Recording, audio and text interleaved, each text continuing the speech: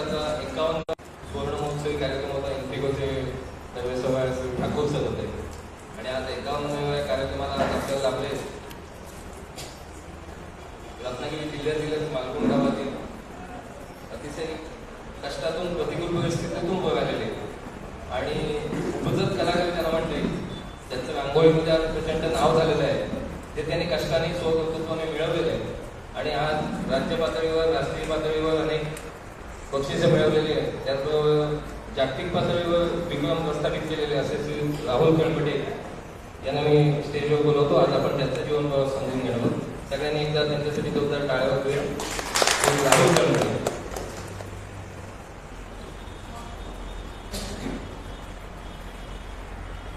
प्रत्येक मान्यवराचा आपण जीवन प्रवास समजून घेत असतो आणि आज आपल्याला राहुल कळमटे यांचा जीवन प्रवास समजून घ्यायचा आहे. मागच्या वेळी ठाकूर सर म्हणाले होते, मला आठवत आहे की नवीन जनरेशन आली पाहिजे कार्यक्रमाला अशा आणि नवीन जनरेशनचे मान्यवर असले पाहिजे. तो सर याचा एक प्रयत्न आहे. मागच्या वेळी 2 महिन्यापूर्वी अक्षय टिळकर आपल्या पाठवले होते. आज तुम्ही एक यंग जनरेशन आणि मुलांना किंवा युवकांना प्रेरणा मिळेल तुमच्या प्रत्येकाच्या आयुष्यात यासाठीचा एक प्रयत्न आहे आणि तुमचं अर्थात कर्तृत्वानेच आपण इथे आलेला आहात. मी आपल्याला विनंती करेन की आपला प्रवास सांगा.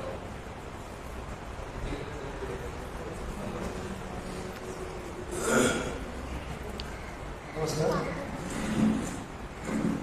प्रथम आई महाराष्ट्र छत्रपती शिवाजी महाराजांना नमस्कार करतो. समोर बसले सर्व प्रेक्षक आणि लाईव्ह जे बघणारे प्रेक्षक त्यांनाही माझा नमस्कार. मी राहुल कळमटे. बऱ्यापैकी लोकांनी राहुल नाव ऐकलं असेल आणि आज तुम्हाला प्रत्यक्ष बघायला मिळतो.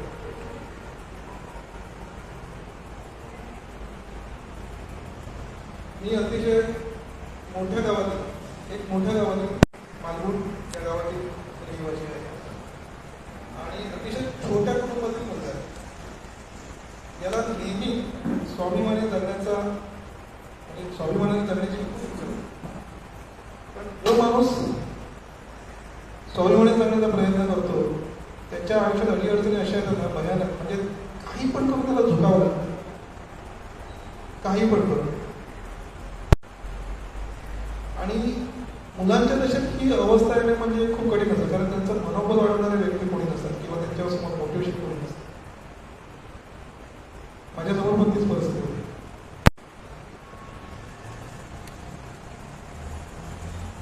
सुरुवात करतो माझ्या लहानपणापासून. 2005ला अंतिम माझी 10वी झाली. आम्ही जेव्हा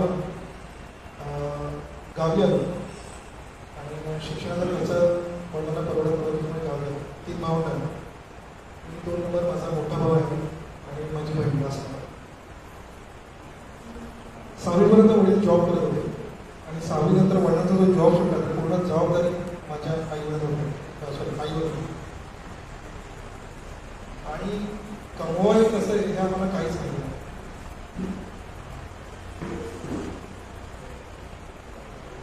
वडिलांचा जॉब सुटल्यानंतर ज्या गोष्टी अनुभवायला मिळाल्या त्या खूप भयानक होत्या.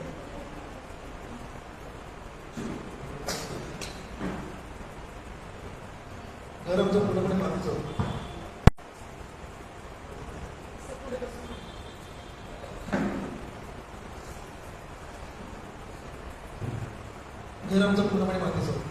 आणि असे दिवस आम्ही काढत होतो आणि पूर्णपणे जबाबदारी आठवत होतो. आणि कमवणे हा प्रकारच आम्हाला काय माहिती. आय थिंक आपल्यामध्ये शाळेत असताना पूर्वी NCC हा प्रकार होता. NCC मध्ये वर्षाच्या अखेरीस पैसे मिळायचे. समथिंग काय 350 रुपये होते आणि ते पहिले पैसे की माझ्या आईच्या हातात होते. कारण ती जे काय करत होती ते आम्हाला कळत होतं. एवढं तरी आम्हाला समजत होतं. त्यानंतर हळूहळू 8वीला असताना मी एका ठिकाणी कामाला जातो. म्हणजे मे महिना सुट्टी मिळायची. आंब्याच्या पेट्या गोळा करणे तिथे भरणे बस. तेव्हा समथिंग 60 रुपये मला करायचे. ते महिन्याचे जे पैसे यायचे ते आईच्या हातात ठेवायचे. तिलाही बरं वाटायला.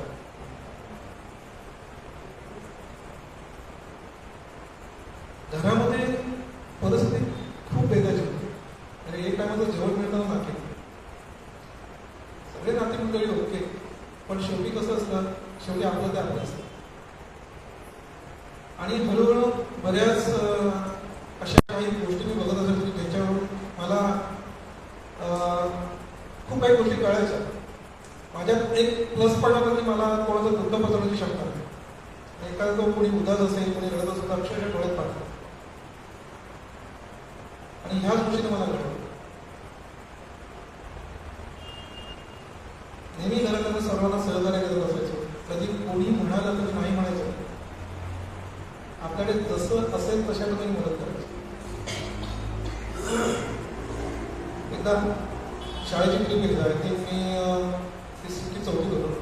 आईने 10 रुपये दिले ट्रिपसाठी. आणि पूर्ण ग्राउंडवर खेळत असताना ते 10 रुपये खिशातून पडले.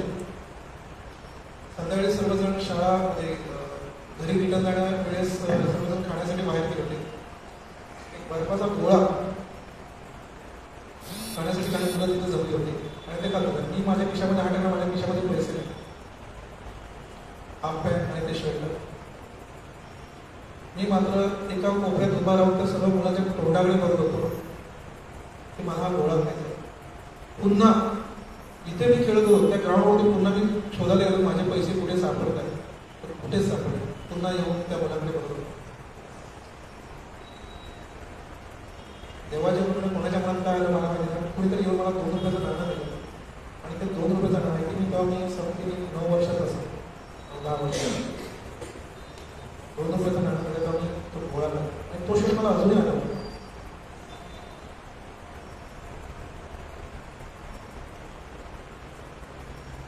अशाच परिस्थितीतून पुढे जात जात जात बऱ्याच गोष्टी स्वतःच्या मनावर घडवून घेतल्या. म्हणजे करता करता जवळच्या माणसांचं जे सहकार्य ते खूप समजायला लागलं. आई वडील कधीही डेअरिंग करत नव्हते. आपण घडू शकत नाही, आपण स्वावलंबी जगू शकत नाही हेच विचार. कोणताही निर्णय घेताना ते घाबरायचे. का आपल्या जवळ आपल्याकडे बोलणार नाही, आपल्याला बाजूला जायचं. मी त्यांना नेहमीच म्हणत आपली भाकरी आपल्याला कमवून खायची, कोणाचं आपण चुकून तर काढतो. मग कशासाठी? 10वी अतिशय खूप मस्ती करायची, म्हणजे खूप एन्जॉय करायचं. आणि पण 10वी नंतर जी जबाबदारी आहे त्याच्यानंतर मी एवढा इमोशनल झालो की अक्षरशः म्हणजे मजा मस्ती या सगळ्या गोष्टी घेतल्या. कारण खूप विचार करायचो. कारण आईला मी खूप बघितलं जवळ. सकाळी लवकर 8च्या सर्वांचं जेवण करून परत कामाला जाऊन ते दिवसभराचं काम म्हणजे मोठं जाणार, परत संध्याकाळी येऊन पुन्हा जेवण करून पुन्हा नवऱ्याची सेवा करून रात्री सर्वांच्या उशिरा झोपणं. अशी आई ती समथिंग तिने 10 वर्ष काढली. आम्ही हळूहळू मोठे होतो. कधी सणाला कधी चांगले कपडे नाही, ती बनवण्याचा प्रयत्न केला. आपल्या मुलांसाठी सण साजरा करण्याचा प्रयत्न केला. शेजारी आम्हाला सगळ्या गोष्टी दिसायच्या, पण तिच्यामध्ये काय असेल ते बनवण्याचा प्रयत्न केला. कुठल्याही गोष्टीला मान सन्मान नाही. आता एकच म्हणणं की प्रत्येकाला मान सन्मान करण्याचा अधिकार आहे. तो घरी बसून किंवा सेवन करतो. म्हणजे आपण म्हणतो ना लहानपणी आपण बुंदीचा गरम बुंदीचा लाडू आणि कडक बुंदीचा लाडू. कडक बुंदीचा लाडू खाण्याचा अधिकार फक्त गरीबाला आहे, पण गरम बुंदीचा खाण्याचा अधिकार गरीबाला नाही. अशी पुढे म्हणजे लोक म्हणायचे. पण जगण्याचा अधिकार प्रत्येकाला. महाभारतात एक पात्र होतं कर्ण.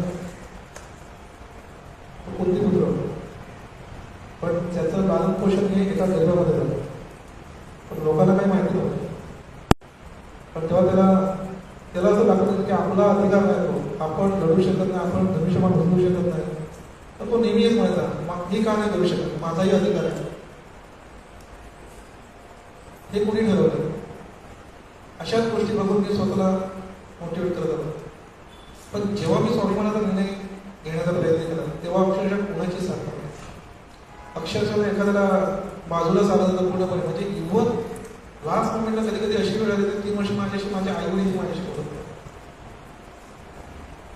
आणि त्या डिप्रेशनमध्ये मी एवढा गेलो की का आता आपण माघार घेऊही का, आपण एखाद्याची गुलामगिरी करावी का, आहे तसं चालू ठेवायचं. आणि हे एवढं मला कटत होतं. अक्षरशः विचार हैराण होतो. झोप लागायची, रात्रभर अक्षरशः रडत असायचो. आता कोणालाच काय कळायचं. एवढे घाबरून म्हणजे अक्षरशः कल्पना नव्हती की काय होईल काय नाही. हा मैदान सोडून पळून जायचं. कारण तुम्ही सगळे ऐकायला की रांगोळीचा प्रवास करणं कसा आहे असं आहे, पण याच्यासाठी जी मनस्थिती तयार होतात ती खूप महत्वाची आहे.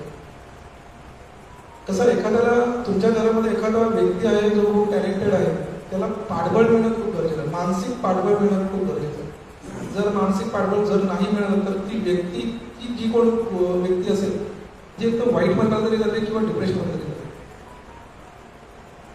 पण माझ्या परमेश्वराची अशी कृपा होती का माहिती नाही, कारण 8वी नंतर आय थिंक 7वी नंतर कुठेतरी म्हणाल होतं मला की ज्याच्या आयुष्यात अडीअडचणी त्याच्या पाठीमध्ये परमेश्वर असतो. तेव्हापासून आतापर्यंत मी कंटिन्यू देवाला नेहमी हात जोडतो. नाही मला जसा वेळ मिळेल तसा, एक असाही क्षण नाही की देवाला कधी नामस्मरण केलं नाही. मी देवाला नेहमी हेच सांगतो की मी गरीबपासून आलेलो आहे, मी जे काय करतो त्याच्यामध्ये मला थोडं तरी, कारण आम्ही गरीब लोक आहोत, आमची जास्त अपेक्षा नाही, कारण आम्ही जास्त पैसे कुठे खर्च करू शकतो, जे काय खर्च होतो त्याच्यामध्ये थोडं तरी मिळू द्या मला. मी गरीब सोडून असा भेदभाव करत नाही, कारण तुम्ही पण त्या परिस्थितीतून आलेला आहे, तुमचे पूर्वज त्याच परिस्थितीतून आले म्हणून तुम्ही आज मोठे आहात. तर काही लोक असे म्हणतात, आणखीन एक उदाहरण द्यायचं झालं की काही लोक असे म्हणतात की अरे तुझे वडील तुम्ही चांगले मोठे खूप मोठ्या बदल्यामध्ये राहतात, चांगले पैसेवाले असतात, ओके ठीक आहे, पण त्यांच्या पूर्वजांनी कष्ट केले म्हणून आज ते सेटल आहे. त्यांच्या पूर्वजांनी कष्ट केले म्हणून ते आज सेटल आहे. आमच्या सामान्य कुटुंबात एकदम तरी कुटुंबात काय लोक म्हणतात, वयस्कर लोक, अरे तू उद्या शिक्षण पण काय मोठं करणार आहेस, कुठे जाणार आहे, शेवटी इथेच आकडी कोणतरी शेतीवाडी बस हेच करायचं तुला, बाकी काही नाही करायचं, ही त्यांची विचारशक्ती होती. पण एखादा जर काय तुझ्याला करत असेल तर त्याला सहकार्य करणार नाही. उद्या तो मोठा येऊन तुम्हाला सांभाळणार आहे ना, असू दे, प्रयत्न करायचं हेच असतं, मी मोठं प्रयत्न करायचं हेच होतं. शेवटी तुम्हाला गावामध्ये राहायचं आहे किंवा जे काही काम असेल तुम्हाला करायचं आहे, पण प्रयत्न करायचं तुमचं तेच वय असतं. असं करता करता 10वी नंतर जे काही पर्सेंटेज मिळाले मला, जी काही ग्रेड होती मला ड्रॉइंग ग्रेड एक्झाम, तर त्यामध्ये मला जी ग्रेड मिळाली होती आय थिंक A ग्रेड होती आणि 10वीची पर्सेंटेज. चित्राची आवड मला 8वी नंतर मिळाली, बऱ्यापैकी चित्र काढतो, मूड असेल तर चित्र चांगलं यायचं. 10वीपर्यंत मला रंग भरणे हा प्रकार माहिती नव्हता, मी फक्त माणसांची स्केचिंग करायचं. पुढे पुस्तके मध्ये एका पक्ष्यांच्या चित्र काढायचे, प्राण्यांची चित्र, ते पेन्सिल शेडिंगमध्ये आहे, तशा प्रकारची चित्र मी बघून करायची. आणि 8वीमध्ये एक मुलगा असा होता की तो नेहमी देवी देवतांचे फोटो किंवा काही अभिनेते असतील अभिनेत्री असतील त्यांचे फोटो काढायचा स्केल मारून. तर हे मला जमेल का अशी संकल्पना माझ्या मनामध्ये निर्माण झाली. नंतर मी कलावती आईचा एकदा फोटो काढला, आपल्याला सर्वांना माहिती असेल. तर तो फोटो बऱ्यापैकी छान, कारण एवढा पासपोर्ट साईज होता, त्याच्यामध्ये ग्रीन लाईन मारली, त्याच्यानंतर तेच फोटो मी मोठं केला होता. आणि नंतर कॉन्फिडन्स झाला की हे मी करू शकतो पेन्सिलशी. आणि नंतर तिथून मित्रांचे फोटो काढा, आणखी कोणाचे फोटो काढा, असं करत करत करत करत 10वी पूर्ण केली. कधीतरी मूड असेल, पूर्वी आपल्याकडे एक छोट्या वयांचे त्याच्यामध्ये निसर्गचित्र वगैरे असते, आता ते निसर्गचित्र वगैरे नसतात. आता 2 व्हीलर बाईक गाड्या वगैरे अशा प्रकारच्या चित्र असतात, पूर्वी निसर्गचित्र असतात. मग एखादं चित्र चांगलं वाटलं, मनाला भावलं तर ते काढायचं. तर तीच कलर टोन आहे तसं समजून घेऊन, स्वतःहून समजून घेऊन ते रंगवण्याचा प्रयत्न करायचे. अशी 4-5 चित्र होती. 10वी नंतर करायचं काय, माझं शिक्षण बळीराम परकर विद्यालय या शाळेत आहे, तिथे कला शिक्षक आहे बरोबरकर सर, तर त्यांनी आमच्याच घरात राहिले होते. तर तेव्हा वडील म्हणाले की त्यांना विचार काय करायचं ते. सरांना भेटलो, सर म्हणाले नुकतंच रत्नागिरीमध्ये Ratnagiri school of art college चालू झालं, मानवरकरांचा जो दवाखाना आहे आरोग्यमंत्री त्याच्यावरती कॅटाबंद आहे, आणि तिथे ॲडमिशन करायचं. सरांनी सांगितल्याप्रमाणे त्या ठिकाणी गेलो. तिथे गेल्यानंतर जेव्हा क्लासरूम कला वर्ग हा कसा असतो आपल्या सर्वांना माहिती आहे, कला वर्ग म्हणलं की आजूबाजूला चित्र असतं, आणि हे शैक्षणिक शिक्षण होतं. तिथे गेल्यानंतर ज्या मुलांनी चित्र काढलेली होती अतिशय जिवंत, जसं तुम्ही हा ब्लग बघताय, जसं तुम्ही खुर्ची बघताय, जसं तुम्ही सकाळी उठून जी पेस्ट लावताय, जसं तुम्ही सकाळी उठून तो ब्रश वापरताय, कपडे धुण्यासाठी तो साबण वापरताय, ह्या प्रकारचे चित्र पूर्णपणे तुम्ही जो कॅमल पोस्टर कलरचा जो कलर सेट होतो 12 कलरचा 18चा, त्यामध्ये त्यांनी रंगकाम केलेलं. पूर्वी 18 हा प्रकार होता. पूर्वी 12 आणि 6 एवढेच कलर मिळायचे. त्याच्यामध्ये त्यांनी केलेलं काम होतं. एवढं सुरेख काम होतं ना, कल्पना करू शकत नाही. ते चित्र आहे की कोणीतरी फोटो लावा, एवढा फरक पण आपल्याला कळत नाही. मी बघितलं, मी म्हटलं मला जमणार नाही. आणि कसं असतं की आपली कुणीतरी वाहवा केली की आपल्याला लगेच वाटेल नाही आपलं एवढं कुणीतरी कौतुक करतोय म्हणजे आपण एकदम पिळून जातो. तसंच माझ्या वडिलांच्या बाबतीत झालं. पण मला ऍक्च्युली एटीडी करायचं म्हणजे ड्रॉइंग टीचर. तर मला मी जास्त वर्ष मला फुकट घालायची नव्हती, कारण या गोष्टीसाठी खूप खर्च येतो. मला डिग्री कंप्लीट करायची, ज्याचा काहीतरी मला फायदा होईल त्या उद्देशाने.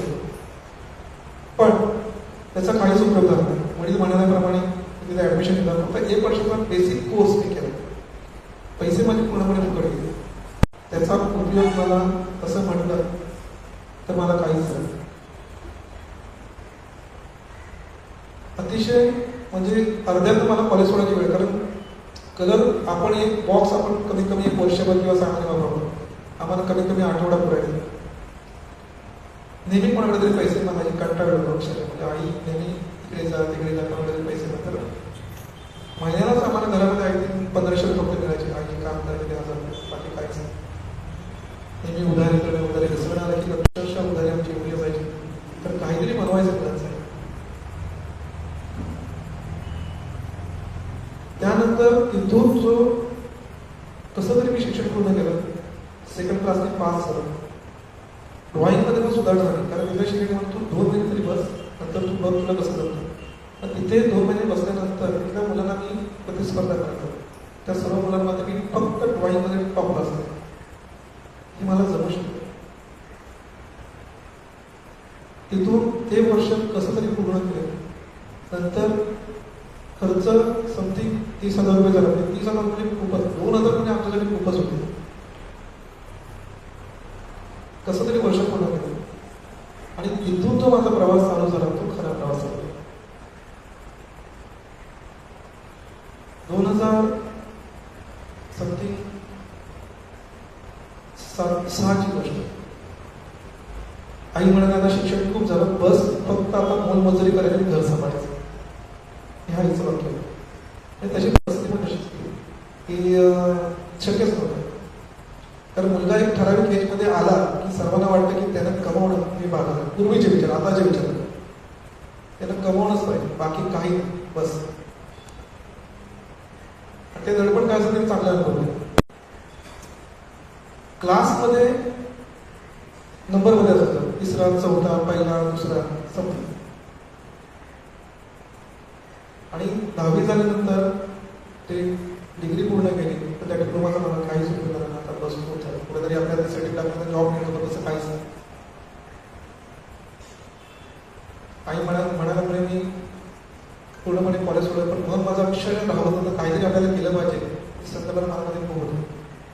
कॉलेज अतिशय जवळ होतं. आणि मला कॉमर्स झालं. माझं मॅथ्स चांगलं होतं, मला कॉमर्स झालं. पण ॲक्च्युली कॉमर्स आमच्या गावात तेव्हा नव्हतं. एवढ्या हायस्कूलमध्ये तिथून तेवढं जाण्यासाठी पण कोणी खर्च करू शकत नव्हतं. त्यानंतर कॉलेजला ॲडमिशन घेतलं माझ्या इथे. मला पुढे शिकवणं म्हणून चला जे काय असलं माझं मीच करेन. अक्षरशः माझ्यासोबतची मुलं शिकत होती. आणि मी शेतात जाऊन मला शेती करत होतो. आणि शेतामध्ये पाऊस पडताना अक्षरशः रडत होतो की मला शिकायचं आहे. माझ्या सख्या मामाचा मुलगा सुद्धा शिकत होता. पण कोणालाही वाटत की राहुला पण शिकतो. आणि अक्षरशः शेतात जाऊन शेती करणं अक्षरशः पावसामध्ये रडत होतो. आणि कोणाला माझ्या डोळ्यातून पाणी दिसत. त्या दिवशी मी अक्षर जोपर्यंत दुसऱ्या दिवशी जाऊन कॉलेजला ऍडमिशन केलं. मला शिकायचं आहे. कुणी कोणाशी बोलत नव्हतं. कारण राहुल गणमडे हा नापास झालेला पोरगा आहे तो आला. कारण माझी बॅच पुढे गेली की मी पाठच्या बॅचमध्ये ऍडमिशन केलं. आणि एवढं ठरवलं की ड्रॉइंग हा विषय सोडून द्यायचा. बस चांगला विषय. आता काही पण कॉलेज कंप्लीट करायचं. पाठच्या मुलांच्या बॅचमध्ये मी जेव्हा ऍडमिशन घेतलं तर सगळे माझ्यासाठी अनुभव होते. आणि तिथे मी शेवटच्या बॅचेसवरती एकदम निवांत नवीन नवीन शेवटचे त्यांचे मित्र आपापला शिकवत होते. सगळे एकमेकांशी. कारण प्रत्येकजण म्हणजे तिथं परिचय होतं. माझी शिकवणी परिचय होतं. पहिली युनिट टेस्ट झाली. एवढं ठरवलं की ड्रॉइंग हा विषय पूर्णपणे सोडून द्यायचा. युनिट टेस्ट झाली आणि युनिट टेस्टमध्ये पूर्ण त्या कॉलेजमध्ये 2nd नंबर आला. आमचे 3 जणांचे मार्क इक्वल आले. त्या 3 जणांच्या मार्कामध्ये आमचा 2nd माझा 2nd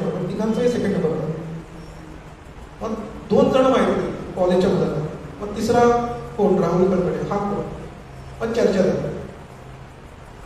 जे वर्ग शिक्षक होते कदम सर, त्यांनी मला शोध मोहीम चालू केली, हा कोण, कुठून आला, कसा आला, काय आला. मग तो गेल्या वर्षी जो एवढा हुशार आहे, तुझा नंबर येतोय, मग तो नापास झालेला असं कोणी सांगितलं. मग तू कुठे होतास, काय होतास, म्हणजे असं असं कोर्स केला, दररोज असं विद्यार्थी.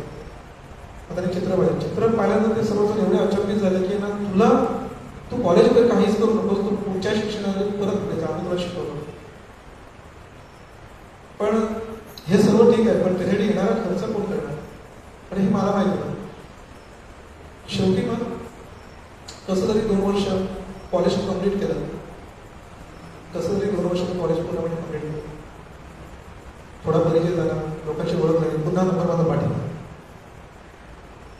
तर वाहवा त्या आनंदामध्ये पुन्हा नंबर माझा पाठिंबा.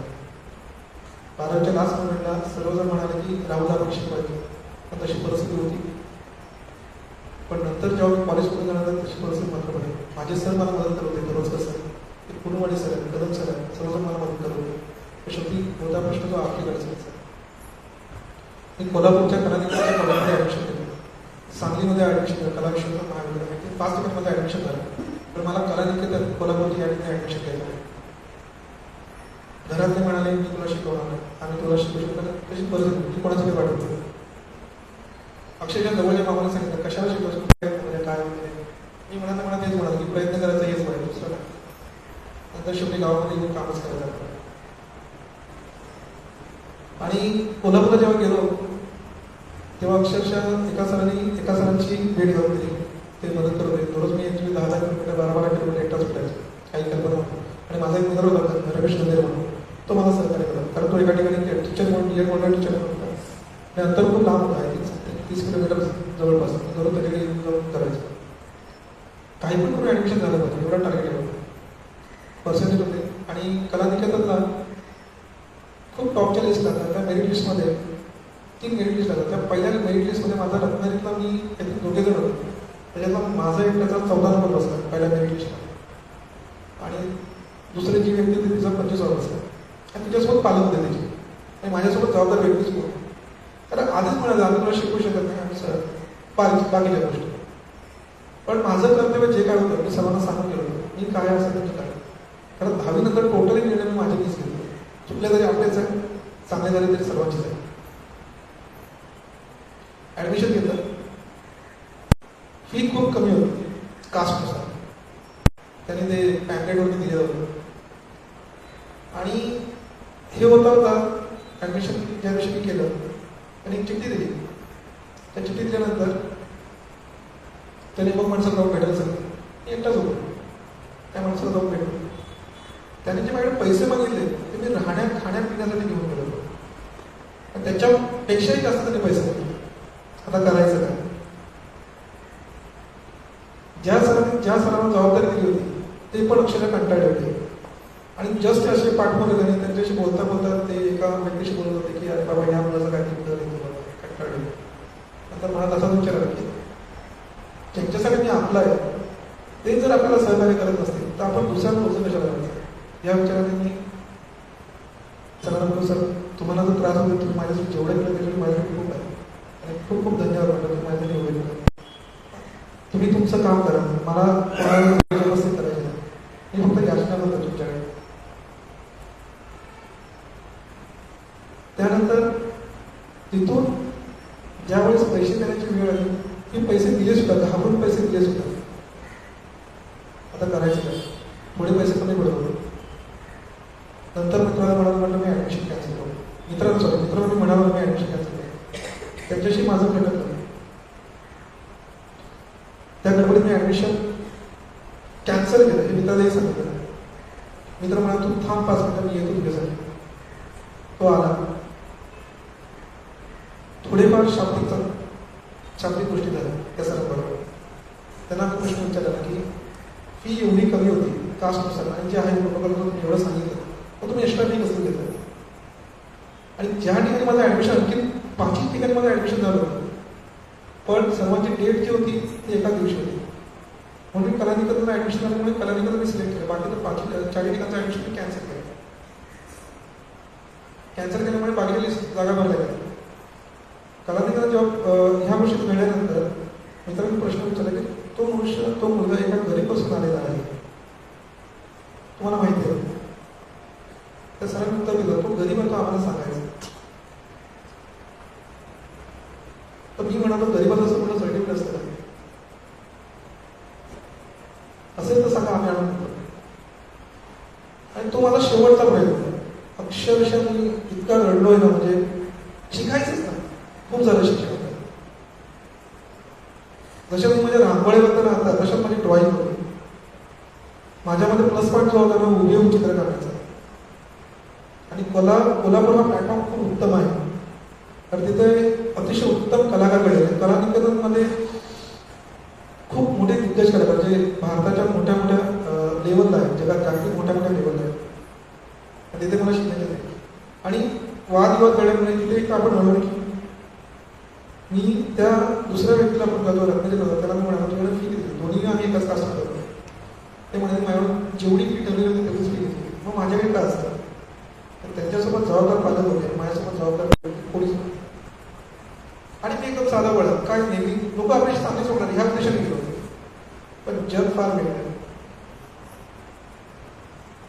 तेव्हा इतका रडत आलो. मित्र म्हणाला, काहीतरी करून म्हटलं नाही घ्या, उगीच आपल्याला कुठेतरी ती अडकवतील. तर आपण अनोळखी आहोत त्या आश्चर्यामध्ये, कुठेतरी आपल्याला अडकवतील, सर्टिफिकेट अडकवतील काही गोष्टीसाठी, पैशासाठी. तर आपण काय करायचं? आधीच अडचण एवढ्या भयानामध्ये ते काय. त्यावेळेस इतका रडलोय, अक्षरशः 2 दिवस मला झोप लागली नाही. मनस्थिती वडिलांनी अंगणामध्ये अक्षरशः फिरलो. वडिलांनी कधी नाही तर धावत मला किंवा अक्षरशः डोळ्याच्या पाणी. आणि त्यांना त्या सगळ्या गोष्टी आठवल्या की आपण काय केलं पाहिजे होतं. जर आज मी काय केलं असतं, आज माझा मुलगा ते शिक्षण सोडणार. कारण त्यांनी माझं स्ट्रगल बघितलं, अतिशय जवळ केलं.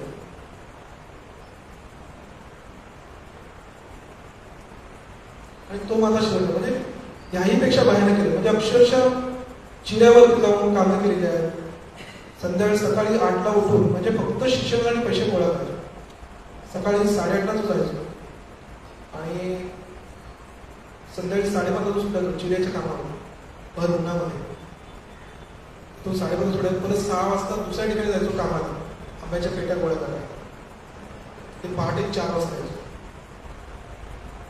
आणि 1 तास फक्त 3 तास पुन्हा असं 1.5 महिन्याने प्रवास केला. आणि जेवण नाही त्याच्यात, फक्त गाडीवर आम्ही काय प्रसाद वगैरे तेवढंच खायचं, जे काय मिळत नाही. आणि त्याचा वाईट परिणाम होणार आहे मला कधीच माहिती नाही. यंग याच्यामध्ये मी त्या गोष्टी करतो. आईला सगळ्या गोष्टी कळत होत्या.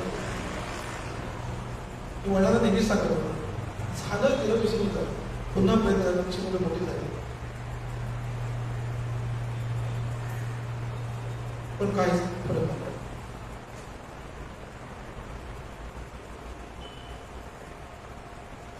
फक्त एवढंच की आपली आई रडली नाही पाहिजे, बस एवढंच विचारलं.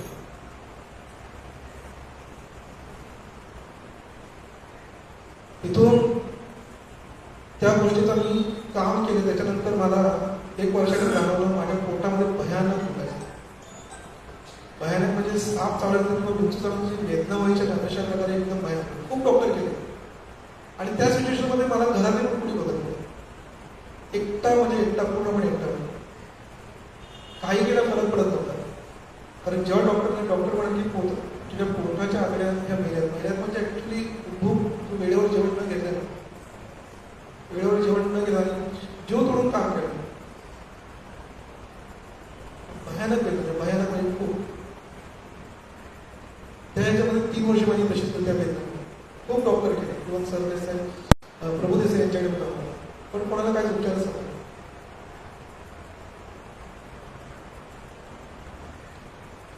शेवटी पर्याय देवाची उपासना. त्या उपासनेत थोडं मला फरक पडला. परमेश्वराची साथ होती मला इथपर्यंत मला माहिती. कारण जिथे मी धीर सोडला ना, तिथे त्याने मला साथ दिली. तसं पाण्यामध्ये आपण बोट सोडतो, कागदी ओढी सोडतो, ती पाण्याच्या ओघावरती वाहत जाते. तसंच मी आज इथपर्यंत आलो.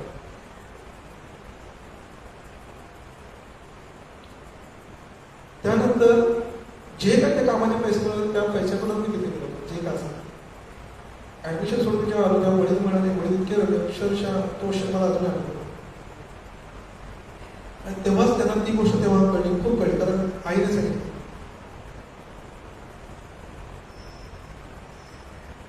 म्हणजे अजूनपर्यंत वडील मला कधी मिठी मारली माझे, पण तेव्हा त्यांनी जी मिठी मारली त्या मिठीमध्ये त्या गोष्टी सगळ्या जाणवल्या. थोडं जरा बरं वाटलं, कारण निदान आता तरी वाटत असं. त्यावेळेस असं ठरवलं की गावामध्येच काहीतरी काम धंदा करावा किंवा काहीतरी असं कोणाला तरी घडी काम करायचं किंवा घर कामाला जायचं, कोणातरी गडगाव जायचं, शिकायची काम ते करायचं, तेच ठरवलं.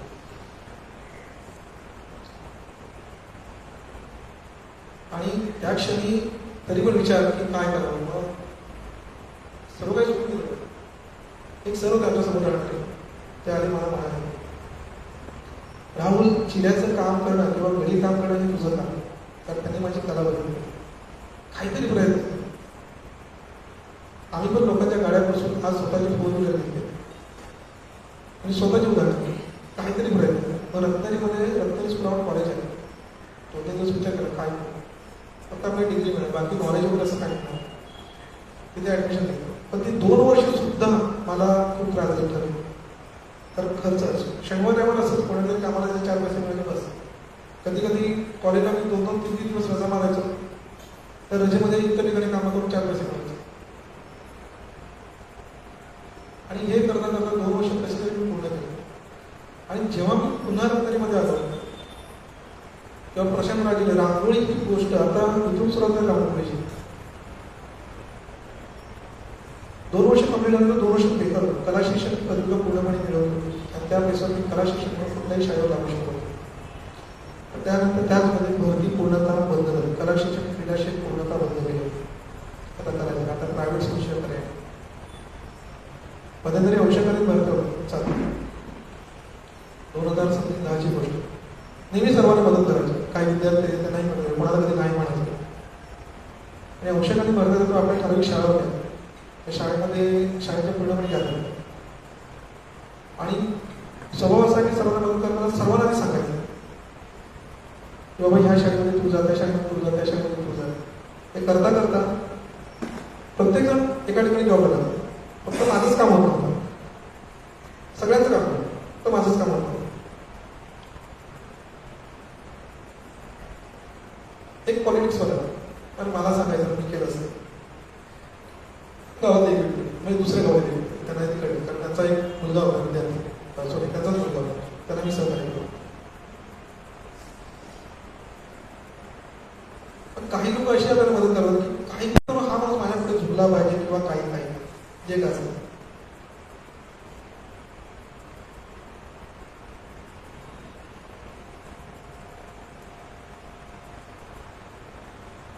पण नंतर त्यांच्याकडे त्यांच्या ज्या गोष्टी मला नाही मान्य झाल्या, त्यांनी ऍक्च्युली माझं काम होऊ नये म्हणून प्रयत्न केले. त्या ठिकाणी त्रास झाला. पण देवाच्या कृपेने मला रत्नागिरी शाळा मिळाली. त्याच्यानंतर मी सिटीमध्ये आलो. आय थिंक नंदरपूरची शाळा होती. 6 महिन्याचं कॉन्ट्रॅक्ट बेसिस गव्हर्नमेंटचं काम होतं. कला शिक्षण प्रत्येक ठिकाणी कला शिक्षण झालं आणि तिथून माझी ओळख झाली. पहिल्यांदाच काम मिळालं मला प्रहार ऑफिस.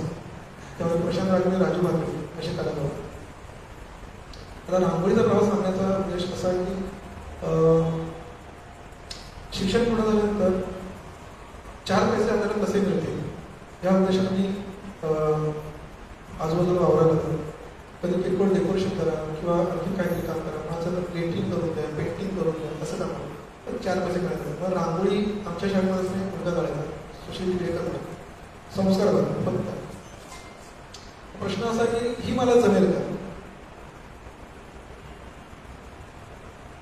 पण तेव्हा ती जी नरसाळ असतं त्याने रांगोळी काढायचं संसारमध्ये मोठमोठे डिझाईन्स वगैरे खूप पडतं. म्हणजे अगदी एक 10 फुटाची रांगोळी सुद्धा 20 मिनिटामध्ये 30 मिनिटामध्ये कम्प्लीट होतो.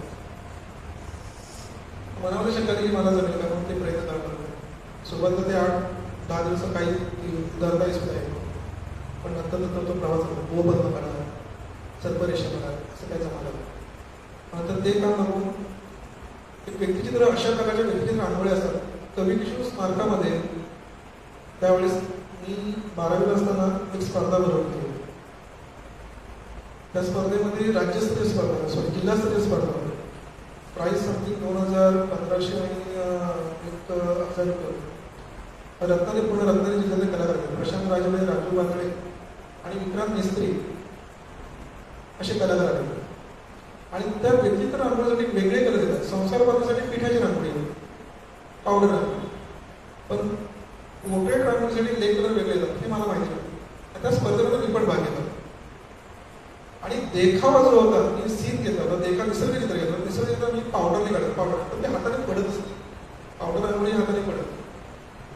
पण त्याच्यामध्ये प्रशांत आणि राजू बांगडे यांनी त्या दोघांनी माझं काम बघितलं. ते पाठवलं असं म्हणाले की वा छान केलं. मला त्यांनी शबास केली, पण त्यानंतर माझा काहीच परिचय नाही.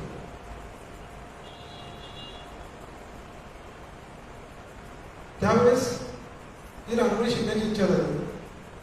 माझं स्केचिंग चांगलं होतं. मला त्यांचे प्रशांत राजूचे मामा आहे, ते आमच्याकडे राहिला होते. ते म्हणाले तुझं स्केचिंग एवढं चांगलं, तू रांगोळी इझिली काढू शकतो. पण योगायोगाने मी जेव्हा रत्नागिरीमध्ये ऍडमिशन करून पाहिलं, त्याच्यात एक विद्यार्थी त्याचं काम खूप चांगलं रांगोळीचं, आणि तो त्या दोघांपेक्षाही टॉप लेवलला काम करायचा. त्याला म्हणत होतो की मला रांगोळी शिकायची. कॉलेजला असताना त्याला सहज विचारलं. तो म्हणाला की तुला जमणार नाही. म्हटलं पद्धत तरी सांग, तुला येणार. मी पूर्णपणे निराश झालो. मग नंतर असंच बघता बघता प्रशांत राजूची माझी अजिबात ओळख. मी त्या दोघांना भेटण्यासाठी खूप प्रयत्न केले, पण काही भेटच होतो. आणि एक दिवस असं निराशपणे इन्स्टिट्यूटपासून जात होतो. संध्याकाळी नेहमी 6च्या गाडीने मी घरी रिटर्न जायचो. आणि त्यांच्याच बॅचचा एक मुलगा माझ्या गाडीमध्ये बसला. तो निवडीत होता, राजेश निवडकर. तर तो मला सहज म्हणाला, उदास करे काय झालं. तर माझे बरेच दिवस झाले एका व्यक्तीला भेटण्याचा प्रयत्न होता, पण तो मला नाही भेटत. प्रशांत राजू. कोण प्रशांत राजू? ठीक आहे, एवढंच नाही. पण त्याने सांगितलं की तो माझा मित्र, मी तुझी गाठाभेट घालतो. पण त्या व्यक्तीने जवळ जाऊन भेटलो. त्याचाही माझा काही परिचय होता, त्याचा आणि मामाचा परिचय. त्याने पहिली रांगोळी दिली मला संसारवरती प्रहार होण्याची, आणि ती पहिली रांगोळी पूर्णपणे मी त्या रत्नागिरी जिल्ह्यामध्ये काढली. तो मला एवढंच म्हणाला की हे काम तुला उत्तम करायचं. 4 पैसे मिळवणे ती फार वेगळी गोष्ट आहे, पण ते काम तुला उत्तम करायचं एवढंच म्हणाला. ते पहिलं काम. मला पैसे मिळणार आहेत याच्यापेक्षा ज्याने मला काम दिलंय त्याचं नाव मला मोठं करायचं, हीच भावना. ती रांगोळी एवढी जबरदस्त काढली होती, त्याने अक्षरशः एवढं करून कौतुक केलं होतं.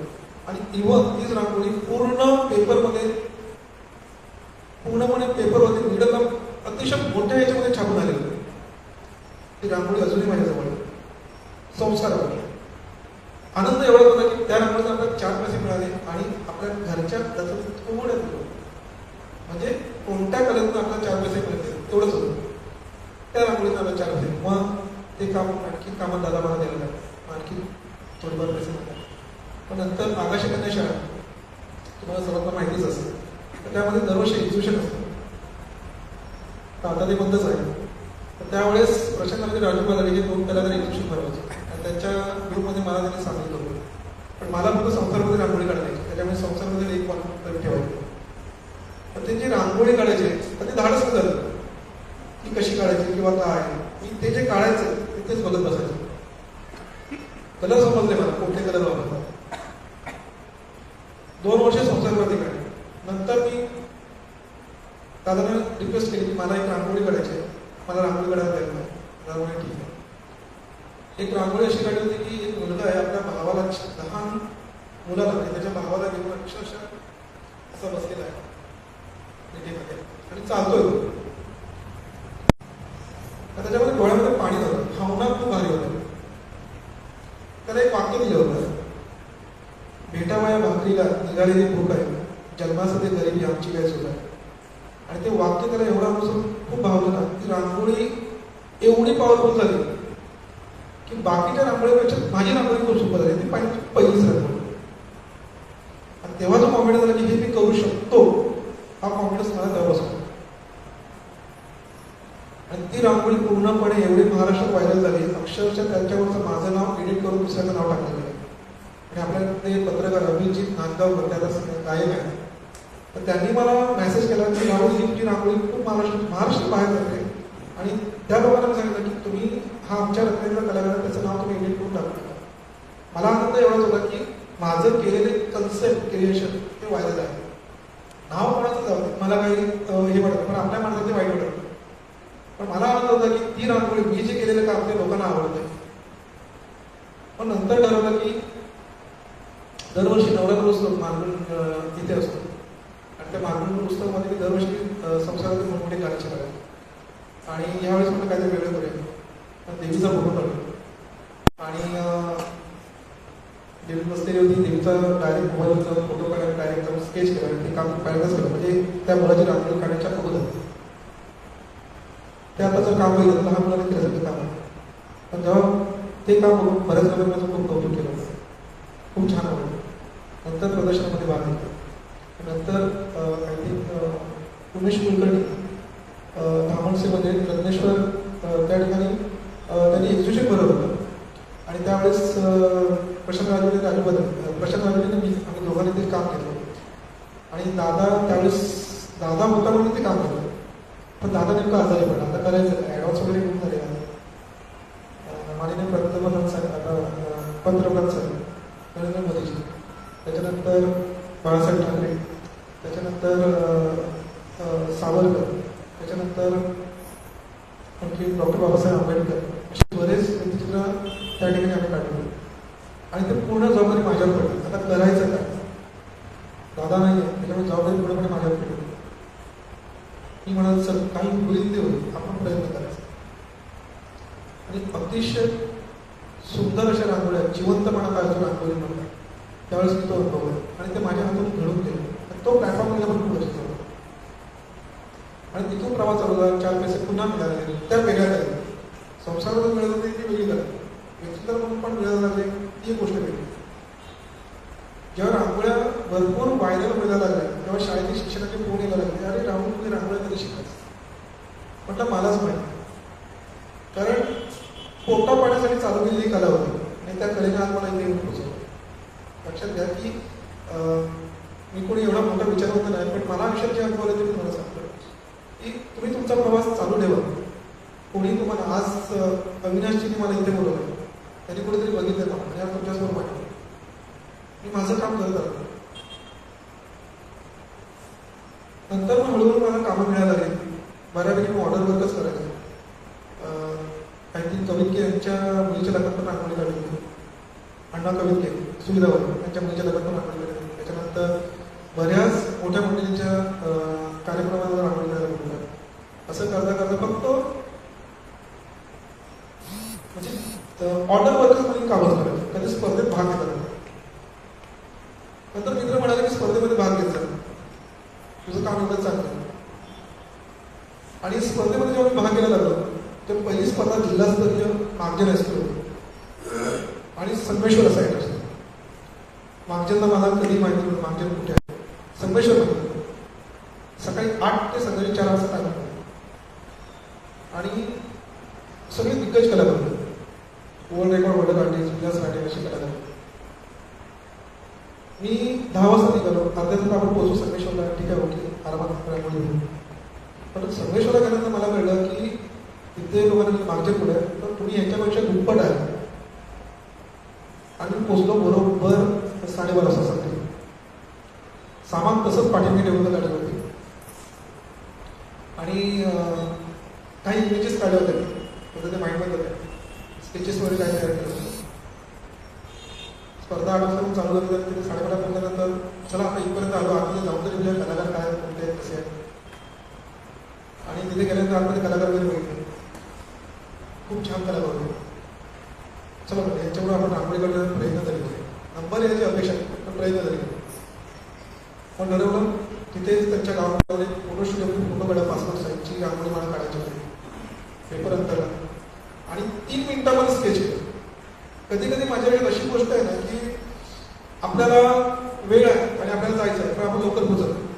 पण आपल्याकडे वेळ नाही, आपल्याला जायचं आहे, आपण ॲटोमॅटिकली लवकर पोहोचतो. अशा गोष्टी माझ्या हातून खूप मिळाल्या.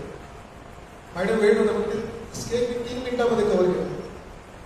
आणि सर्वजण अडवले, सर्वांशी बोलण्याचा प्रयत्न करतो, कोणी ओळख दाखवत नव्हतं, कारण कोणी मला बघितलंच नव्हतं. कारण काम करताना माझा अवतार एवढा विचित्र असतो, कारण कोणाला करणार नाही, त्या राहुल गणपती ओळख बनवण्याचा प्रयत्न केला, कोणी ओळख दाखवली. स्केच केल्यानंतर काही तिथे स्केच बघितलं, फोटो बघितला, बाळा छान काम करा, बऱ्याच जणांचे कॉम्प्लिमेंट होतं. काही झालं तरी आपल्या कामावर आपला विश्वास नाही, ही पहिली गोष्ट. त्या मुलाचा 2 व्यक्तिरेखा होती आणि आपल्या भारताचा फ्लॅग होता पाठीमागे. एक थॉट असा होता की नेता कुछ भी करे हम नहीं लढेंगे, हिंदू मुस्लिम असा टॉपिक होता. आणि बरोबर ते मी 1 तास बसलो, ते बरोबर 3 वाजता मी रांगोळी कंप्लीट केली, 2 तासामध्ये रांगोळी कंप्लीट केली. कुणी कल्पनाही केली नव्हती. अर्ध काम जेव्हा झालं तेव्हा बरेच जण येऊन ओळख काढवत होते, स्वतः बोलत होते, बरं वाटलं. त्याच्यानंतर ते काम कंप्लीट झाल्यानंतर सर्वजण होतं झालं तरी बाळ तू सर्वांच्या शेवटी सुद्धा सर्वांच्या पहिल्यांदा काम कंप्लीट केलंस आणि कुणालाही कल्पना नव्हतं एवढं चांगलं काम करशील. त्यानंतर त्यांनी स्पर्धेमध्ये नंबर जाहीर केले. प्रथम क्रमांक त्या रांगोळीमध्ये माझा होता आणि त्यांनी 2 क्रमांक डिवाइड करून दिले. प्रथम क्रमांक मला त्यांनी केबीमध्ये बोलवलं, कारण त्यांनी ट्रॉफ्या तयार केल्या. त्याच्यामध्ये एक तर 3 ट्रॉफ्या होत्या, एक प्रथम क्रमांकाची, एक द्वितीय क्रमांकाची, तृतीय क्रमांकाची. तर प्रथम क्रमांक त्यांच्या जो ओळखीचा होता त्याला तो मिळाला होता. त्याला म्हणाले, आम्हाला म्हणाले की आम्ही एकच ट्रॉफी केली आहे, त्याच्यामुळे आम्ही तुम्हाला ट्रॉफी देऊ शकतो. ठीक आहे, चालेल, मला काय होतं. मला आनंद एवढा होता की तिथे गेल्यानंतर शंका मनामध्ये आली होती, नंबर येणार नाही याची खात्री होती. पण आपल्याला आपलं काम चांगलं करायचं, प्रामाणिकपणे करायचं, उत्तम करायचं, जेणेकरून त्या लोकांनी ओळखलं पाहिजे की हा जो कोण आला होता अनोळखी, त्याच्यामध्ये सुद्धा दम होता की त्याने स्पर्धेमध्ये तो नंबर काढू शकतो. हा आत्मविश्वास मला त्या रांगोळीमध्ये वाढला. आणि तिथे मला कळलं की स्पर्धेमध्ये सुद्धा मला नंबर येईल. माझं काम चांगलं आहे, मला माहिती होतं, माझ्या मित्राला माहिती होतं. स्पर्धामध्ये थोडी भीती वाटते. पण तिथे गेल्यानंतर त्या सर्व कलाकारांमध्ये जेव्हा भाषण करण्याची वेळ आली, भाषण करण्यामध्ये अल्पवार होता त्यांचा, त्यावेळेस त्यांनी म्हणाले की थॉट वगैरे करायचं. आणि त्यांना म्हणालो की सर्वांच्या देखील बरोबर म्हणालो की जर तुमच्या रांगोळी जर एखादं थॉट पडलं तर तुमची रांगोळी तुमच्या संस्थेचं नाव एक व्हायला पडतं, कारण ते थॉटशिवाय ती रांगोळी कम्प्लीट नाही होणार. तेव्हा त्यांनी परमिशन दिली. हा मुलगा शेवटी तेवढं बोलतो म्हणजे हा आहे तरी कोण. तेव्हा तर मला माझं काही फेसबुक वगैरे काही व्हॉट्सअप वगैरे काहीच नाही. आनंद एवढा झाला की नंबर आला आपला.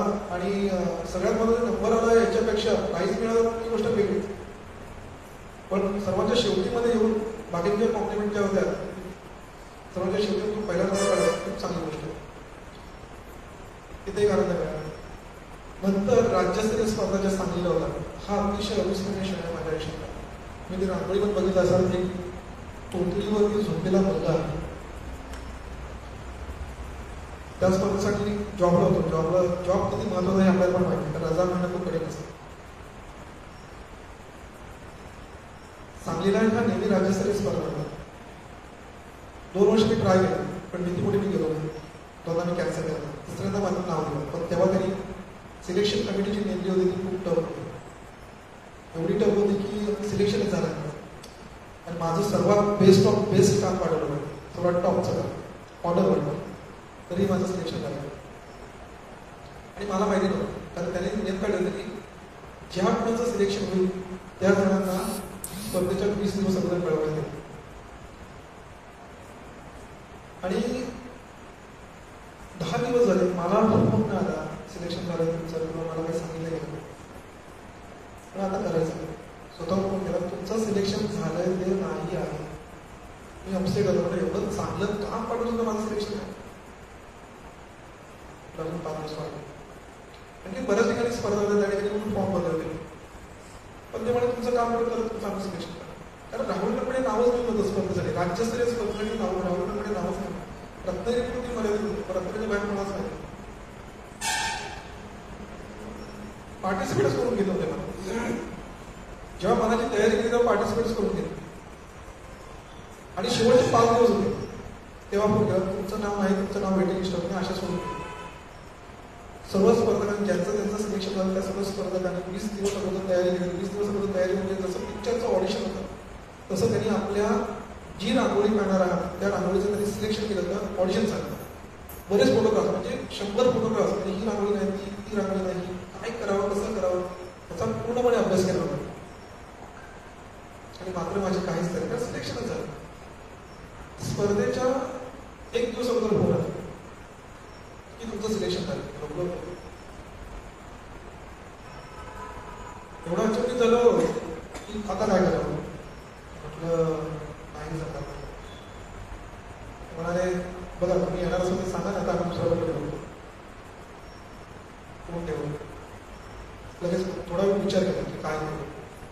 चला चालू राज्यस्तरीय स्पर्धा कलाकार बघायला मिळते त्यांचं काम बघायला मिळते ते ठरवलं. बरं येणार त्यांना फोन केला. ठीक आहे म्हटलं मी येतो चालेल. 3D रांगोळी हा टॉपिक होता. 3D रांगोळी ऍक्च्युली मला माहिती आहे पण 3D रांगोळी माहिती असून सुद्धा 3D कन्सेप्ट काय त्याची पण माहिती असून सुद्धा मला भीती होती की हा नेमका प्रकार काय. इंग्लिश पासून माझे मित्र आहेत फाटक स्कूल त्यांना फोन केला. ते म्हणाले संपूर्ण भारतातले जागतिक रांगोळीकार आपल्या महाराष्ट्रात महादेव गोपाळे त्यांना फोन केला. नेटवर्क त्याचा नंबर घेतला. म्हणजे एवढे दिग्गज कलाकार माझा फोन उचलले की नाही ही भीती होती. घाबरत सरांनी फोन उचलला. रत्नागिरीवर राहुल गमणे नाव आहे पण 26 तारखेला सिंधुदुर्गात हे रांगोळीवर त्यांना माहिती. सर म्हटलं असं असं कलाकार होतो तुम्ही होऊ शकत नाही. सर 3D रांगोळी स्पर्धा सांगितलं. 3D रांगोळी म्हणजे नेमकं तर एखादी फ्रेम आहे फ्रेममधून अर्धा कुठेतरी बाहेर काढला आहे किंवा छत्रपती शिवाजी महाराज आहेत त्याचं तर चित्र काढलेलं आणि पुढाचा पाय फ्रेमच्या बाहेर आलेला आहे. म्हणजे पूर्णपणे फ्रेम रांगोळी आपण जमिनीवर ठेवतो आणि ती फ्रेममध्ये आहे असं जाणवतं. तर त्यांना म्हणाले सर एखादा फेस वगैरे काढू शकतो का एखादी फुल फिगर आपण घेऊ शकतो का. ते म्हणजे चालेल पण एवढी त्यांच्याकडे सांगण्यामध्ये हे नव्हतं की चालेल पण ऍक्च्युली मी कोण कलाकार आहे त्यांना काहीच माहिती नाही. पण जे काय बोलत ते 2-3 मिनिटाची भाषा बोलून मला खूप बरं वाटलं. आणि तरी पण तरी बोलताना खूप घाबरलो. पण ठीक आहे थोड्या वेळ आपण बोललो वगैरे फोन ठेवलो. मग लागलीच तयारी. नेहमी आपलं ऑर्डरचं जे वर्क होतं जे सामान ठेवलं ते पोस्टर आहे कसं होतं तसंच ठेवलं आणि काही स्केच वगैरे काहीच केलं. ठरवलं एवढं की सकाळी पहाटे पहिली गाडी मिळेल रेल्वे स्टेशनवर सांगली जाणार त्या गाडीने जायचं. जर गाडी सुटली तर नाही जायचं. गडबडीत गेलो गाडी मिळाली. गाडी मिळाल्यानंतर आता करायचं काय कारण ज्यावेळेस या स्पर्धेला जाणार होतो त्यावेळेस बऱ्याच जणांना सांगितलं काही नाही सांगितलं की पार्सल रेडी होते नंबर येणार नाही बऱ्याच गोष्टी. आणि तिथे गेल्यानंतर गाडीमध्ये बसलो. आता फोटो कुठला काढतो. एक फोटो मोबाईलवरून जसं सिलेक्ट केला आणि बघितला हा 3D वाटतो थोडंफार ठीक पण होतं काढूया. मनामध्ये एवढ्या शंका ना म्हणजे जिल्हास्तरीयपेक्षा राज्यस्तरीयमध्ये एवढी शंका नाही नंबर येणारच नाही कारण सिलेक्शनच झालं. पण एवढंच नेहमीप्रमाणे एवढंच ठरवलं की आपलं काम आपल्याला चांगलं करायचं उत्तमपर्यंत प्रामाणिकपणे करायचं कारण त्या काळात सुद्धा ओळखलं पाहिजे की हा मुलगा सुद्धा काहीतरी करू शकतो. कारण त्यांना सुद्धा वाटलं पाहिजे जो स्पर्धक आला होता त्याच्याबरोबर स्पर्धा करणे खूप कठीण असं त्यांना वाटलं पाहिजे. पण नावच दोन असल्यामुळे कोणाशी काही पाहिजे ते जसं जिल्हा स्तरावर झालं तसं राज्य स्तरावर झालं. कोल्हापूर होतं ना कोल्हापूरनं परत पुढे ट्रॅव्हलिंग परत आणखी पुढे ट्रॅव्हलिंग स्पर्धा मुला चालवली कोकण समथिंग 11:30 वाजता. तिथे गेल्यानंतर आपलं नाव दिलं आणि त्यांनी 25 ब्लॉक होते. 25 ब्लॉकमध्ये 4x6चा एक प्लाय होता. तिथे गेल्यानंतर असे कलाकार मला बघायला मिळाले ज्यांना मी प्रत्यक्ष फेसबुक लाईव्हवर ज्यांनी मोठमोठे दिग्गज रेकॉर्ड केलेले आहे त्यांची कल्पना करू शकत नाही.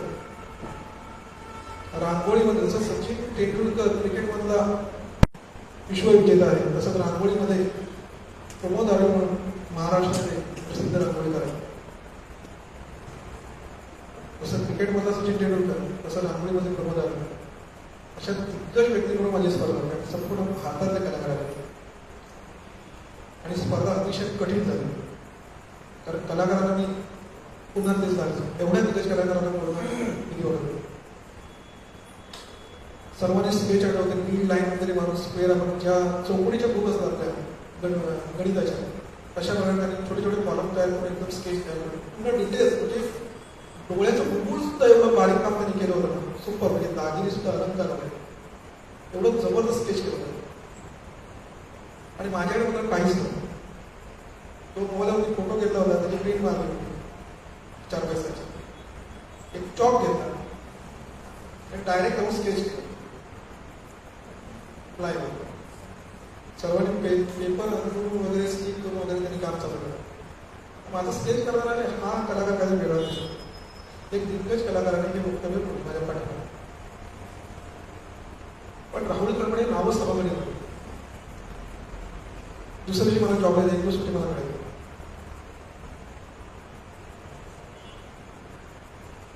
सिमेंटची पोतळी आहे, त्याच्यामध्ये त्या मुलाने ठेवलेलं डोकं, एक फुटपाथ होता, फुटपाथवरती सिमेंटची पोतळी होती, पोतळीवर तो मुलगा झोपलेला होता. सिमेंटच्या पोतळीवरती तो मुलगा झोपलेला आहे. पोतळी आपण पाण्याचे धागे कसे निघतात, तो पूर्ण इफेक्ट मी तो डिटेल केला होता. फोटो पाठवला, थोडं काम केलं, फोटो सिद्ध पाठवला होता. मिसेसने माझ्या वक्तव्य केलं की अरे ती पोतळी पाठवली कशाला ठेवली, मला ती पोतळी ठेवली नाही, ती म्हटलं रांगोळी म्हणून ती काढली. मला एवढा मागणं झालं की खरंच काम झालं, लोकांना त्याच्या करते. रात्री 12 संध्याकाळी 11 वाजता मला दुसरी जॉबला जातात, मला रजा एका दिवसाची मिळाली. मी रात्री रांगोळीच्या अर्धी टाकून टाकल्यावर ते सर म्हणाले आपल्याला गाडी वगैरे काहीच नाही, काय नाही. एका शाळेने सर्वांना म्हणाले की कशाला काय फरक पडणार आहे. एक दिवस सांगितलं काही फरक पडेल, पण तरी पण शक्य होतं. कारण जॉब खूप म्हणतात, आर्थिक अडचणी अशा होतात की त्याने जॉब सोडणं किंवा ती गोष्ट मला शक्यच नव्हती. जॉब माझ्याकडे रांगोळीविषयी खूप महत्त्व होतं. आणि शेवटी मग स्कूलच्या प्रिन्सिपलला फोन केला की सर असं असं आहे, तर तुमचा नंबर आला का ते पण नंबर नाही आला तर पैसे देणार. पैसे कुठले मिळणार होते, ज्यांचे नंबर नाही आले त्यांना 500 रुपये देणार. म्हटलं निदान तेवढा तरी खर्च माझा भाग या विचारात काम पूर्ण केलं. आय थिंक त्या मुलाच्या पायापर्यंत कंटाळा. आय थिंक मी समथिंग 20 तास काम केलं, अजून 4 तास बाकी होते, 24 तासाचा टाईम होता. कोणीतरी रोज सकाळी पहाटे 5 वाजता म्हणाले एवढं काम चांगलं केलं, थोडं आळस करत पण पायाचं पुन्हा काम चालू होतं. पुढे मला काम चांगलं झालं. प्रथम क्रमांक, द्वितीय क्रमांक, उत्तेजनाचा 2. थोडी जरा इच्छा आली की आपला उत्तेजनामध्ये नंबर लागला. पहिल्यांदा 24 बसून काम केलं तर आमचं एवढंच नव्हतं, कारण रांगोळी पोर्ट्रेट रांगोळी काढताना आमचं एवढंच नव्हतं. दुसऱ्या दिवशी कंपल्सरी मला डॉक्टर लागला, कारण कंटिन्यू बसून आणि जे काय कलर आपण यूज करतो त्याचा पण इफेक्ट आपल्या शरीरात होतो. आणि कार्यक्रम तुमचा एवढा मोठा होता ना, सगळे अभिनेत्री आणि अभिनेते वगैरे आले. कधी कल्पना केली नव्हती. त्या ठिकाणी ज्या बक्षिसाचा कार्यक्रम चालू होता त्यांनी अनाउन्समेंट चालू केला. रांगोळी क्रमांक उत्तेजनार्थ त्यांनी चालू केला. रनर म्हटलं माझं नाव असेल, 2 होते रनर. म्हटलं नाही, दुसऱ्यामध्ये माझं नाव असेल, नाही, आशा सोडून दिल्या. आणि आपण इमॅजिन करतो की बाबा याचा पहिला क्रमांक, त्याचा द्वितीय क्रमांक, तृतीय क्रमांक, ज्याचा पहिला क्रमांक होता त्याला तृतीय क्रमांक दिला. आणि मी सहज झोपतो कसं फक्त काय नाही, द्वितीय क्रमांक आला. जेव्हा प्रथम क्रमांक आला, कारण ब्लॉक होते, असे 25 ब्लॉक होते, त्याच्यामध्ये 5 नंबरचा ब्लॉक माझा होता. रांगोळी क्रमांक 5 रत्नागिरी, प्रथम क्रमांक म्हटलं रंग अक्षरशः खडबडून जागा बरोबर पुढे जाईपर्यंत माझं अंग थरथरत होतं. असं थरथरत होतं अक्षरशः डोळ्यात पाणी आलं. त्यांनी सांगितलं की हा कलाकार रात्री ती रांगोळी अर्धी टाकून निघून जाणार होता, त्याला आम्ही थांबवून ठेवलं. आणि त्यांनी एवढं सांगितलं नाही की जसा क्रिकेटमध्ये सचिन तेंडुलकर आहे तसा रांगोळी विश्वातले एक आर्टिस्ट आहे आमच्या इथे या स्पर्धेला आलेले, त्यांचाही ह्या माणसाने रेकॉर्ड मोडला. आणि रत्नागिरीचा एक असल्यामुळे ते रत्नागिरी म्हटल्यावर लगेच, कारण दुसरं कोणीच व्यक्ती नव्हतं. अक्षरशः डोळ्यात पाणी आलं.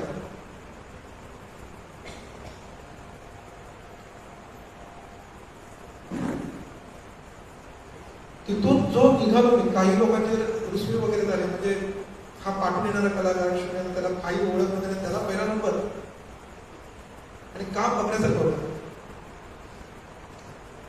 खूप निगेटिव्ह विचार, इतकी निगेटिव्ह म्हणजे ते जिल्हा स्तरापेक्षा खूप निगेटिव्ह विचार होते. आणि नुसता विचारांसारखं होतं, नंबर येणारच नाही, येणारच नाही, येणारच नाही. काही नाही सांगितलं पार्सिटी होणार, अतिशय जवळचे होते. आपल्या माणसाचा काय नंबर आहे, तो आपल्याबरोबर खेळले. यशस्वी सर्वांना फोन केले, जे जे माझ्या कॉन्टॅक्टमध्ये सर्वांना फोन केले. माझे दररोज सर्व त्यांच्या अक्षर डोळ्यात पाहिजे. आणि धक्कापैकी जेव्हा मी आलो आणि मोबाईलची 10% बॅटरी, ज्या दिग्गज रांगोळीकर महादेव गोपाळे सर त्यांना फोन करायला मी घाबरत होतो. त्यांचा स्वतःहून फोन आला. त्यांनी एवढं तोंड भरून कौतुक केलं. ते म्हणाले, हो तू रेकॉर्ड मोडलास, आज त्या माणसाचा तू रेकॉर्ड मोडलास. खूप भारी. त्यांनी म्हणजे पहिल्यांदा फोन करत त्यांच्याशी ज्याबद्दल बोलत होतो तेवढं एवढं फील नाही झालं. पण त्यांना जेव्हा कळलं की माझा नंबर आला तेव्हा त्यांनी स्वतःहून मला फोन केला. तेवढं फोन करून त्यांनी कौतुक केलं. आज सर नेहमी मला फोन करतात, ही माझ्या कामाची पोस्ट करतो. कारण त्या स्पर्धेमध्ये जेव्हा नंबर आला तेव्हा पूर्ण महाराष्ट्र कळलं की राहुल गणबडे हा कोण आहे. दुसऱ्या दिवशी आपले पत्रकार जे आहेत त्यांनी पण खूप छान पद्धतीने मला प्रेझेंट केलं लोकांसमोर. आणि ज्या ज्या दुकानामध्ये मी काही साहित्य घ्यायला जात होतो, अक्षय त्याला मेडिकलला गेलो, मेडिकलला मला औषध डॉक्टरकडे गेलो, त्याचं खूप कारण रांगोळीकडून दुसरी मला डॉक्टरकडे लागला, डॉक्टरकडे गेलो होतो औरंगाबाद गाडी झालं तिथं मेडिकल होतं बाजूला.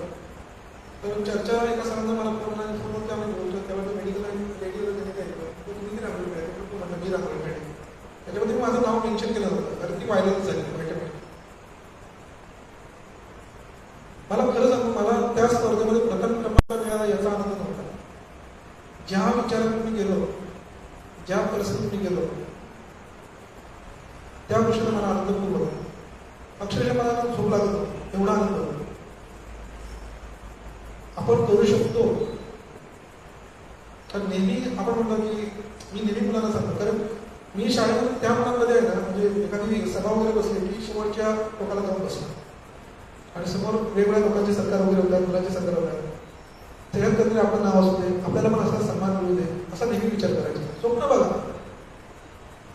स्वप्न बघा, हे आपल्याला नेहमी सांगतात. तसं मी पण स्वप्न बघा, म्हणजे आज ती खरी झाली. आणि इथे जो आला ना, मला पण नेहमी वाटायचं आपला पण कुठेतरी प्रवास ऐकावा आणि कुठेतरी बघावं आपल्याला, असं नेहमी वाटायचं.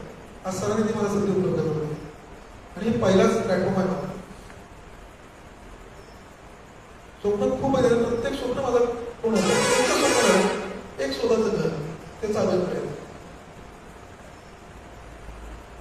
आणि ह्या सगळ्यामध्ये खरं मला आयुष्यात परमेश्वरांची साथ दिली तर कोणीच नाही. मी अनुभवलं, मी बघितलं नाही पण मी अनुभवलं. कारण आई महालक्ष्मी शिवाय मी इथपर्यंत पोहोचू शकत नाही. आणि ह्या सगळ्या प्रवासामध्ये आपण बघा, आपला मित्र खूप महत्वाचा आहे. मी कधी कधी डिप्रेशनमध्ये असायचो आणि खूप विचार करायचा. विचार म्हणजे एवढा भयानक. मी शेवटी लास्ट म्हटलं माझ्या मित्राला फोन करायचा. मित्र मला नेहमी हेच सांगायचं, राहुल बदल होणार, 100% बदल होणार. तू पहिला काय आहेस ना आता काय आहेस त्याच्यातला फरक तू स्वतः होणार. तो मला नेहमी हेच वाक्य सांगतो, तो पहिला काय ना आता काय त्याचा फरक होणार. आणि खरं सांगतो, मी खूप छोटा कलाकार आहे आणि लोक म्हणतात की राहुल आज खूप मोठा झाला, खूप मोठा कलाकार आहे आणि त्याला म्हणून की पहिले जास्त पैसे. मी असं मी अजूनही तसाच आहे, कारण मी माझी परिस्थिती बघितलेली आहे. जिथे पैसे घ्यायचे तिथे पैसे घेणार, तिथे नाही तिथे नाही घेणार. दान धर्म केलाच पाहिजे. तुम्ही डॉक्टर असा, तुम्ही आर्टिस्ट असा, तुम्ही कोणी तर कोणी असा. आणि हे माझ्या शिक्षकांनी मी शिकवलं. माझ्या बहिणीने पण आगे होती शाळेत असताना आणि त्यावेळेस मोरे सर म्हणून आप्पा मोरे इंग्लिश टीचर होते. आणि माझी जवळची एक सायकल होती, ती विकायला गेलो होतो. कारण आईच तेवढी कमवली, कारण मेहनत नाही या ठिकाणी तिचे उपचार करायचे होते. आणि तेव्हा ती डॉक्टर म्हणते स्पेशालिस्ट होते. तर आम्हाला कोणी नंबर दिला होता आणि त्यांची फी सगळी 500 होती, 300 होती. त्याकडे तेवढे पण पैसे देते. सायकल होती, ती आवडीची सायकल विकायला काढली. आणि सायकल जेव्हा विकायला काढली तेव्हा मी मित्राला सांगितलं की मला सायकल विकायची. आणि त्याच्या एवढ्या पाठसा आला की मला सायकल काही पण करून विकायची, तू काहीतरी कर. आणि नेहमी त्याला पोस्ट करतो, तू मला काय एवढं काय ज्या ठिकाणी त्यामुळे त्या सरात नाही त्या आमच्याकडे शिकवायला होते प्रेरणा पर्पज करून. त्यांनी मला 500 रुपये दिले आणि त्या 500 रुपयामध्ये मी त्यांच्यावर तिच्यावर विचार केला. आणि तेव्हापासून कसं म्हणजे त्यांनी मला मदत केली म्हणून नाही की आपण एकमेकांना मदत करायला एखाद्याचं दुःख कसं होतं, कारण गरज प्रत्येकाला असते. आणि सरांनी मला तेही सांगितलं की प्रत्येक गरजवंत असेल असं नाही, काही वेगळ्या कारणासाठी म्हणतो ते आपल्याला कारणात दुसरं सांगता येतं. ही पण गोष्ट महत्वाची. आणि सांगलीला जो प्लॅटफॉर्म मला मिळतो मिळणं कसं माहिती, तुमचं कितीही काम चांगलं असू दे तुम्हाला एक प्लॅटफॉर्म मिळणं खूप गरजेचं आहे. आणि तिथून जो राहुल कर्मडे पूर्णपणे व्हायरल झाला, जे मला पार्टिसिपेट करून गेलो होतं स्पर्धेसाठी, ते मला स्वतःहून आवर्जून फोन करायला लागले, तुम्ही काही पण करून आमच्याकडे स्पर्धेला आहे, तुम्ही काही पण करून आमच्याकडे स्पर्धेला आहे. हे एवढं भारी वाटलं ना, म्हणजे त्यांनाही फोन करून मला पार्टिसिपेट करून घ्या, पण नाहीच. आणि त्या स्पर्धेमध्ये नंबर आला तर मला स्वतःहून फोन करत की तुम्ही आमच्याकडे काय पण स्पर्धेला आहे. तर माझा जॉब नाही जात असं असं करता करता माझं काम मी चालूच ठेवलं. आर्थिक अडचणी होत्या सगळ्याच गोष्टी. कसं असतं की पैशाची किंमत तेव्हाच कळते जेव्हा घरात कोणतरी माणूस आजारी आणि आपल्याकडे पैसे देतो. आणि आपल्या अतिशय जवळचा कोणी असेल त्याचं स्वप्न पूर्ण होतं आणि आपण स्वप्न पाठवलं पैशाच्या आधारे स्वतःसाठी नाही, कारण आपल्यावर जी माणसं अवलंबून आहेत ना त्यांच्यासाठी. आयुष्यात एक गोष्ट सांगतो की एवढा विचार वगैरे तुम्हाला सांगत होता की आयुष्यात कधी कधी अशी पण गोष्ट होते की दोन व्यक्ती खूप गरज होत आहेत, दोन व्यक्ती खूप गरज होत आहेत, पण त्यांच्यातल्या दोघांनाही आपल्याला वेळ देणं गरजेचं आहे, कारण दोघांनाही आपण टाळू शकतो. पण त्याच्यानंतर कोणाची गरज जास्त नाही हे ओळखता आलं पाहिजे. त्याच्यानंतर कुठल्या व्यक्तीची गरज जास्त नाही आपल्याला ओळखता आलं.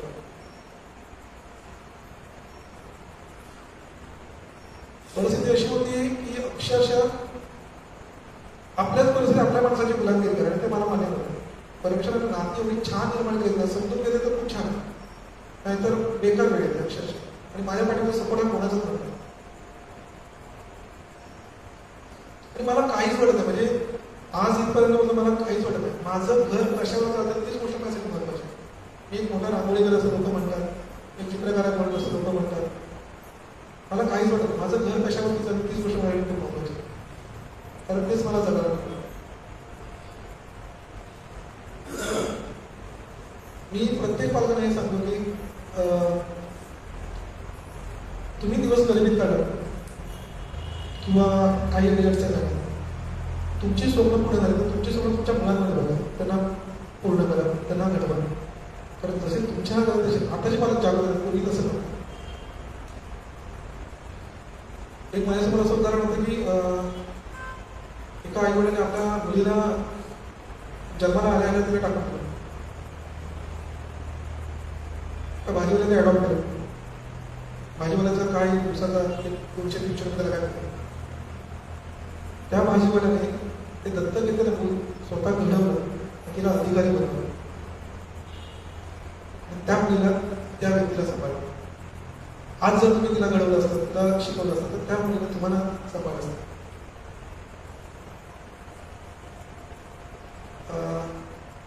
श्रीकृष्णाला जन्म देणारी आई वेगळी होती आणि सांभाळणारी आई वेगळी.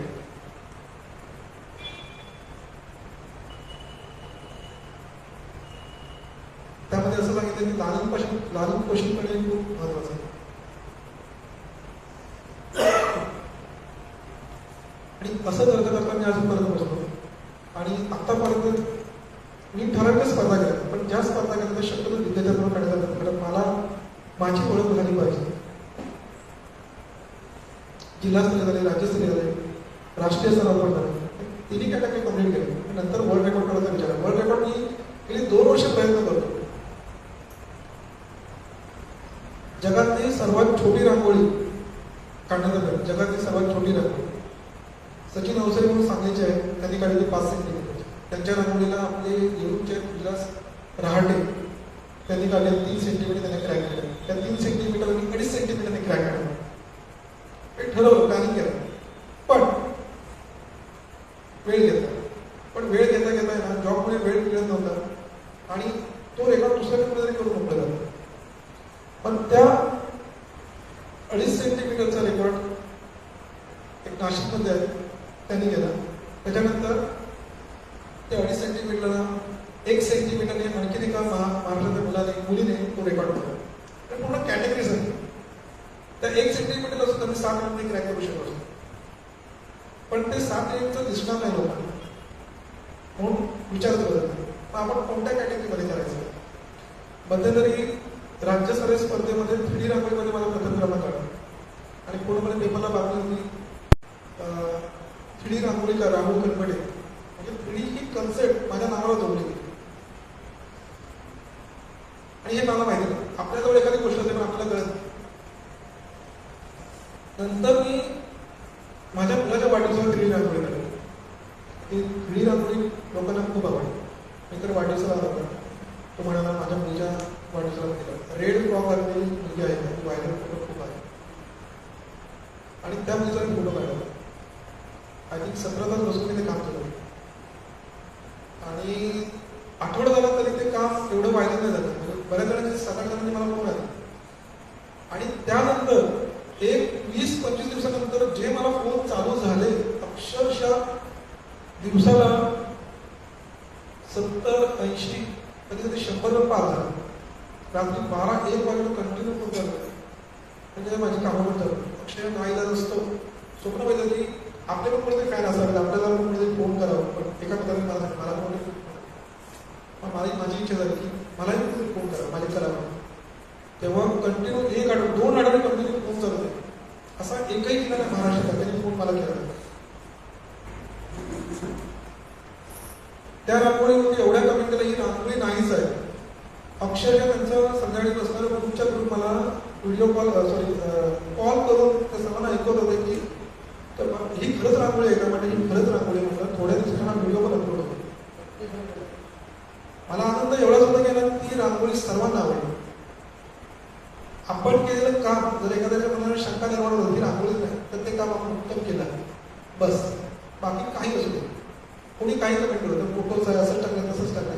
कालचा पण मेसेज आहे, काल पण फोन चालू आहे, पुन्हा रांगोळी म्हणजे 1 वर्ष किती काढली रांगोळी, अजूनही ती रांगोळी होती. काल मला फोन आले, काही कमेंट टाकल्या वेगळ्या, मी काहीच केलं नाही. आनंद आहे. आणि त्यानंतर वर्ल्ड रेकॉर्ड करायला ठरवलं की जर 3D रांगोळी आपल्या रांगोळ्या सर्वांना आवडतात तर आपण 3D मध्येच कन्सेप्ट करूया. मग Asia book of record, world wide book of record, international book of रेकॉर्डमध्ये ॲप्लिकेशन केलं. त्यांनी रिप्लाय दिला की तुम्ही कोणत्या टायटलमध्ये कोणाचा रेकॉर्ड होणार आहात एक नवीन टायटल तयार करणार. तर म्हटलं रेकॉर्ड कोणाचा मला बोलायचं, मला एक नवीन टायटल तयार आहे. टायटल मी तयार केलं की smallest 3D rangoli, world smallest 3D rangoli. हे टायटल त्यांनी ॲक्सेप्ट केलं. तिन्ही Asia book of record, international book of record आणि world wide book of record. आणि त्यांनी ते ॲक्सेप्ट केल्यानंतर ही माझी प्रोसेस चालू आहे. एशिया बुक ऑफ रेकॉर्डमध्ये माझी रांगोळी 1 तास 16 मिनिटांमध्ये मी रेकॉर्ड केलं. तोच व्हिडिओ मी पुन्हा देण्यासाठी काही डॉक्युमेंट्स काही त्यांना व्हिडिओज वगैरे लाईव्ह पाठवावे लागतात. पुन्हा इंटरनॅशनल बुक ऑफ रेकॉर्डमध्ये 1 तास 16 मिनिटांसाठी केलं. मात्र वर्ल्ड वाईडवाल्याने मला पुन्हा सांगितलं की आम्हाला पुन्हा बघायचं आहे. माझी रांगोळी 44 मिनिटांमध्ये कम्प्लीट झाली. पण ते वर्ल्ड रेकॉर्डमध्ये काहीतरी कुठल्या तरी चुका नसू दे, करेक्शन असू दे म्हणून ते मी आणखी व्यवस्थित केलं. वर्ल्ड वाईडवाल्यांनी मला जेव्हा फोन केला की तुम्ही पुन्हा मला फोन पाठवला तेव्हा मी जरा कॉन्फिडन्स झाला आणि माझाच रेकॉर्ड मी 33 मिनिटांमध्ये ती रांगोळी 33 मिनिटांमध्ये. आणि आत्ता ह्या वेळेस 3 वर्ल्ड रेकॉर्ड माझ्या नावावर आहे. म्हणजे 2 वर्ष मी ठरवतो ती गोष्ट माझ्याकडून होतच नव्हती. माझ्या आयुष्यात अशी अनुभव आहेत की परमेश्वर म्हणतो तू जेव्हा मागशील तेव्हा तुला देणार, मला जेव्हा पाहिजे तेव्हा तुला देणार. ह्या गोष्टी बघितल्या त्याच्यामुळे मी विचार जास्त करत नाही, तो देणार, मी अपेक्षा की तो देणार. आणि आयुष्यात सांगतो की परमेश्वर खूप, काही लोकांना परमेश्वर विश्वास नाही पण खरं सांगतो माझ्या आयुष्यात एवढ्या अडचणी होत्या की मी लास्ट स्टेजपर्यंत पण गेलो. भयानक अक्षरशः अशी वेळ की आपण माघार गेलो. अक्षर लोकांची गुलामगिरीच करायची हेच करत होतं. पण कुठल्या अशा शक्तीने मला पुढे ढकलले ना त्याच्यामुळे मी असं करत. परिस्थिती काही असते, घडा आपलं काम उत्तम आणि प्रामाणिकपणे करा.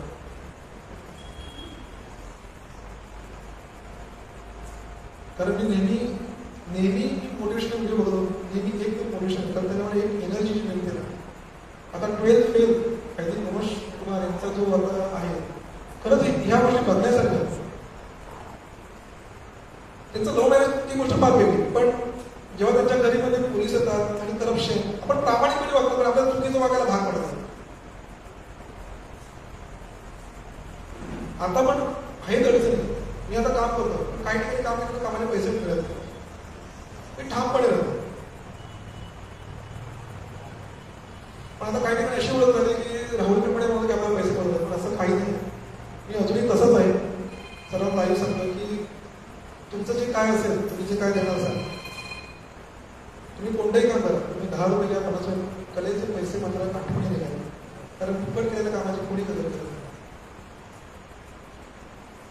आणि एवढंच सांगेल की प्रत्येक कलाकाराने कलेचा सन्मान करा, प्रत्येक कलाकार त्याच्या कलेचा सन्मान करा, कुणालाही कमी लेखू नका, कारण कमी गुणाच्या लोकांमध्ये कधी बदल सांगता येईल, कारण त्याच्यामधला मी एक आहे.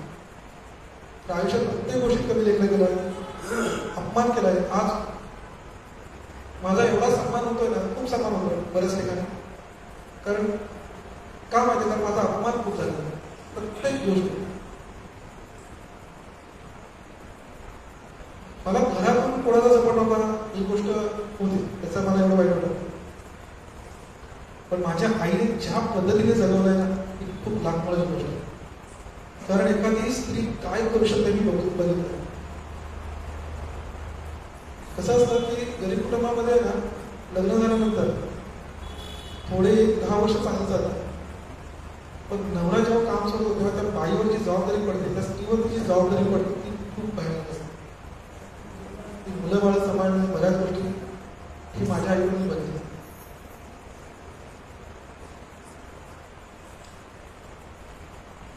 आज जो इथे आहे, सर्वांना वाटतं की मी या ठिकाणी आज खूप मोठा माझी मनस्थिती कशी आहे हे मला सांगायला मला काहीच वाटत नाही या गोष्टीचं. तर स्ट्रगल एवढं केलं ना, खूप केलंय, मानसिक ताण भयानक. आणि आज सर्वांचे माझ्यावर असे आशीर्वाद आहेत, त्याच्यामुळे मी पर्यंत पोहोचतो. विचार चांगले ठेवा, प्रयत्न करत राहा. आज ह्या रांगोळीमध्ये 5 तारखेपासून जे नोव्हेंबरपासून जो बऱ्याच ठिकाणी जे कार्यक्रम होत आहेत, आज बऱ्याच लोकांपर्यंत पोहोचतो. जेव्हा रत्नागिरीमध्ये पहिल्यांदा होता ना, आपली ओळख व्हावी, 4 लोकांनी आपल्याला ओळखावं, आपले पण कुठेतरी बॅनर लागावं, असं स्वप्न बघितलं. पण आज रत्नागिरीमध्ये माझी ओळख आहे, बरेच लोक मला ओळखतात, त्याचं एक समाधान आहे. कधी कल्पना नव्हती की रत्नागिरीमध्ये सुद्धा आपला बॅनर लागला आपल्या नावाचा. रत्नागिरी हिंदू प्रदर्शनामध्ये जेव्हा आपण सामंतसाहेबांनी जेव्हा रांगोळी काढली, एका बाजूला वाघ आणि एका बाजूला सामंतसाहेब, ही कन्सेप्ट ऍक्च्युली प्रत्येक अशी वेगळी करायला ती पूर्ण जबाबदारी माझ्यावर होती. कारण मी काहीतरी वेगळं प्रेझेंट करण्यासाठी प्रयत्न करत होतो. आणि त्याच्यासाठी रांगोळीकर, पनवेलचे रांगोळीकर रोशन पाटील म्हणून घेणार होते. आणि मनस्थिती ही पण ठेवली होती की काही कलाकार करू सुद्धा येईल, तर त्यांचा जॉब असल्यामुळे ते आले नाही, पण कन्सेप्ट प्रेझेंट केली साहेबांसमोर. आता करायचं काय, कन्सेप्ट आपण प्रेझेंट केले, मग जबाबदारी आपण घ्यायची. त्या मुलाला फोन केला, तू कशाने केलं, त्याने सांगितलं. पण शेवटी कसं प्रॅक्टिकल झालं पाहिजे, कारण ती रांगोळी एवढी आनंद काही डिग्रीमध्ये ती प्लेट अशी क्रॉस ठेवायची. जर ते क्रॉस जास्त ठेवली तर रांगोळी पूर्णपणे पडणार. प्रॅक्टिकल अजिबात प्रॅक्टिस अजिबात नव्हती, काहीच नाही, पण करायचं. अजूनपर्यंत प्रत्येक वेळा मी ना डायरेक्ट मैदानात उतरतो. त्याच्यामुळे थोडं काय होईल, थोडंफार यश मिळालं. आणि ते काम त्यावेळेस केलं. रांगोळी काढून झाल्यानंतर त्या प्लेट जेव्हा उचलायच्या होत्या, तर कुणी कलाकार पुढे जात आहे. शेवटी माझं मलाच उचललं. आणि शेवटची प्लेट ठेवल्यानंतर जो श्वास मी सोडला आणि जेव्हा ती रांगोळी आम्ही बनवली, ते होऊ शकतो, आपणही करू शकतो, कोणतीही गोष्ट यशस्वी आहे. मी एवढं सांगतो की प्रयत्न करा, की यश मिळेल किंवा अपयश मिळेल हे आपण नेहमी एकत्र प्रयत्न करा. थोडं पण तरी आपल्याला कळेल. एखादा मेकॅनिक फेल झालेला असला, आता मी फेल झालो म्हणजे मला जॉब मिळणार नाही या आशेवर राहायचं. तुमच्याकडे थोडंफार तरी नॉलेज आहे, तुम्ही स्वतःचा बिझनेस करू शकता. कंपनीची कशाला वाढवायची. आणि माझ्या आयुष्यात आलेला अनुभव एवढं सांगतो की परिस्थिती कधीच वाईट नसते. माणसं असतात त्यांना माहिती असतं हा समोरचा व्यक्ती कसा आहे, त्यांना सहकार्य करण्याच्या ऐवजी त्याला नेहमी खेचण्याचा प्रयत्न करतात. आणि त्या खेचल्यामुळे आपण ज्या परिस्थितीत होतो त्यामुळे परिस्थितीची चीड येते. परिस्थिती कधीच वाईट असते. उदाहरण द्यायचं झालं, तुमच्या घरात एखादा कलाकार आहे, तुम्हाला चांगलं माहिती आहे, त्याला मोटिवेट करा, त्याला सपोर्ट करा. मी म्हणतो प्रत्येक वेळा पैसे महत्वाचे नाही, शाब्दिक बळ खूप महत्वाचं आहे.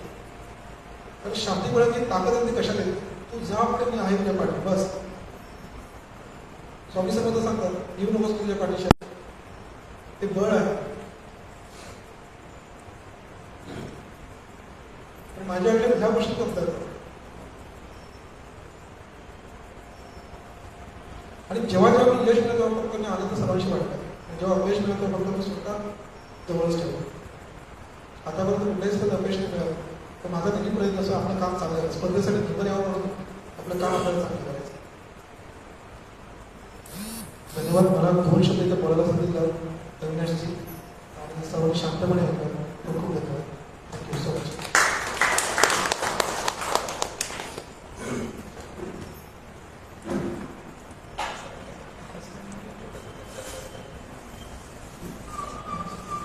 आज आपल्या 51व्या गोळकट्ट्यामध्ये आज आपल्याला मालवण येथील राहुल कळंबटे यांचा प्रवास आपण आज सगळा ऐकला.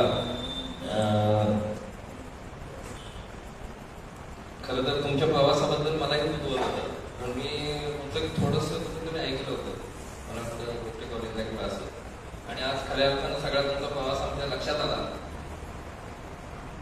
निराशेमधनं आशावादी राहून आपण पुढे कशी मार्गक्रमण करावी आणि पुढे गेलं तर आपलं कसं भविष्य बदलतं किंवा आपली कशी स्वतःची ओळख निर्माण करू शकतो, हा एक आत्मविश्वास तुमच्यासारख्यांच्या जीवनामधनं बाकीच्यांना मिळेल याची नक्की खात्री आहे. आपण एक छोटासा आपला सत्कार करूया. अडकर सर इथे आलेले आहेत आणि नेहमी येतात. मी त्यांना विनंती करेन की तुम्ही रावतींचा सत्कार करा.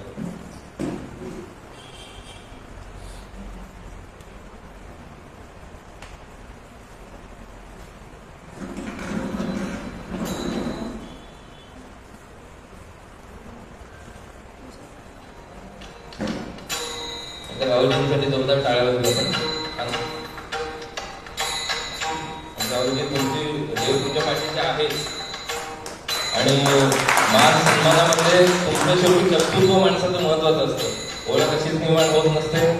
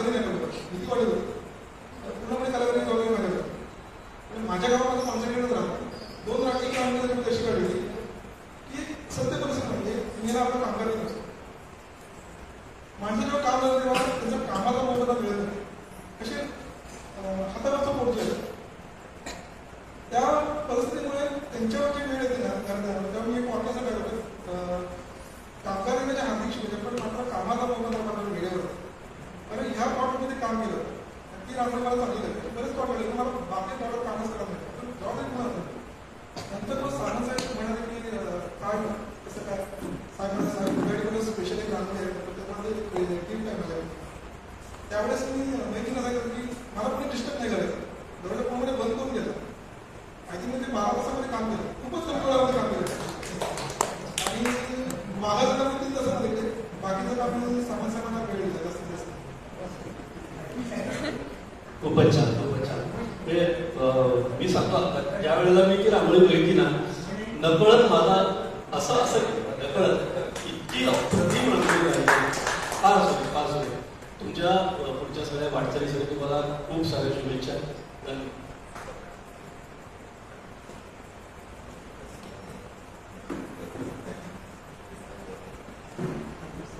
दादा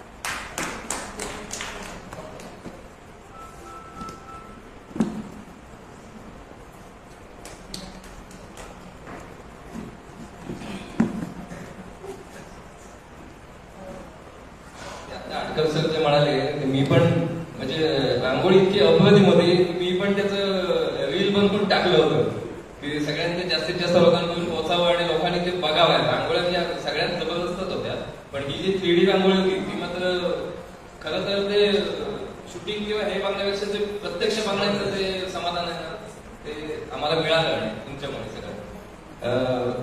हा आपला गोळपट्टा वेगवेगळ्या क्षेत्रातल्या व्यक्तींना आपण बोलावतो. सर्व उपस्थितांना धन्यवाद. पुढच्या महिन्याच्या 3ऱ्या शनिवारी पुन्हा एकदा आपण भेटू वेगळ्या व्यक्तीबरोबर. सगळ्यांना पुन्हा एकदा धन्यवाद. राहुलजी आपल्याला धन्यवाद आणि हा कार्यक्रम संपल्याचा